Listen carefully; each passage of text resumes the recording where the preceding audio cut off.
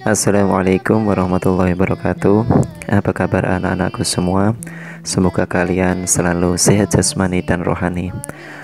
Alhamdulillah saya ucapkan karena kita kembali lagi berjumpa dalam pelajaran agama Islam. Hari ini Pak Sidik mau bercerita tentang kisah Nabi Sulaiman alaihissalam. Tujuan pembelajaran ini adalah satu, anak-anak meyakini kebenaran kisah Nabi Sulaiman alaihissalam. Dua, anak-anak mampu menunjukkan sikap rendah hati. Tiga, anak-anak memahami kisah keteladanan Nabi Sulaiman alaihissalam. Empat, anak-anak mampu menceritakan kembali kisah Nabi Sulaiman alaihissalam. Siapakah Nabi Sulaiman? Nama lengkapnya Sulaiman bin Dawud bin Isha bin Uwaid bin Abir bin Salmun bin Nahsun bin Wainazob bin Irm bin Hasrun bin Farish bin Yahuza bin Yakub bin Ishak bin Ibrahim alaihissalam. Sulaiman adalah putra Nabi Dawud alaihissalam.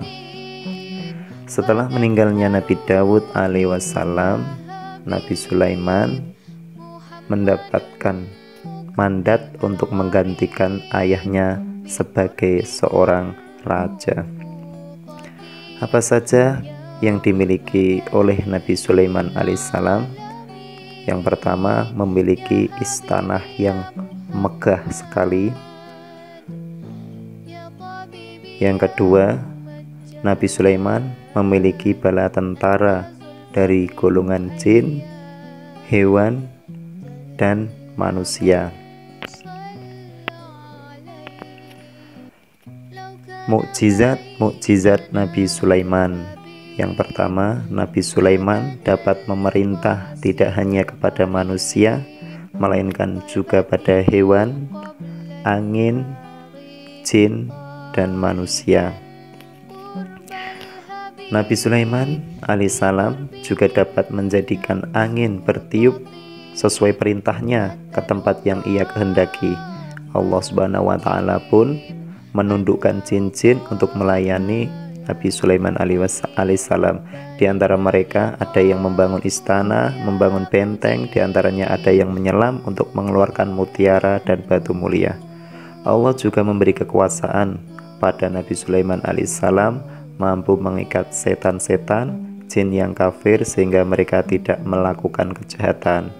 Allah Subhanahu wa Ta'ala juga memberinya mukjizat sehingga mampu berbicara dengan segala jenis binatang yang ada di atas muka bumi. Selain itu, Nabi Sulaiman alaihissalam juga memiliki keistimewaan. Setiap beliau berdoa selalu dikabulkan, diijabahi oleh Allah Subhanahu wa Ta'ala.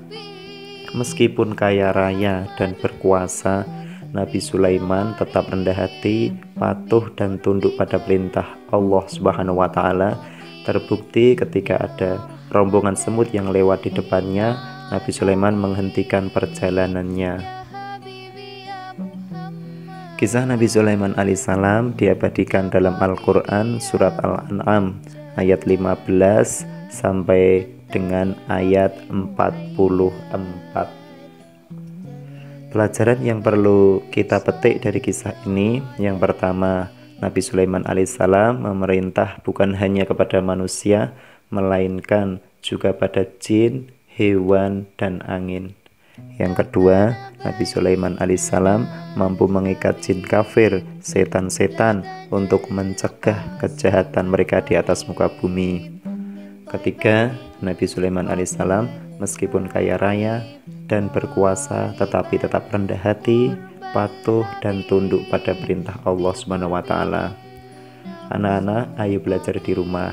Satu, kegiatan anak-anak membaca Quran surat Al-An'am ayat 15 sampai 44 dan terjemahannya yang mengandung cerita tentang Nabi Sulaiman alaihissalam berkomunikasi dengan hewan. Yang kedua, laporkan hasil bacaanmu secara tertulis kepada Pak Guru. Setelah melihat kisah Nabi Sulaiman, sikap anak-anak yang pertama harus selalu rendah hati.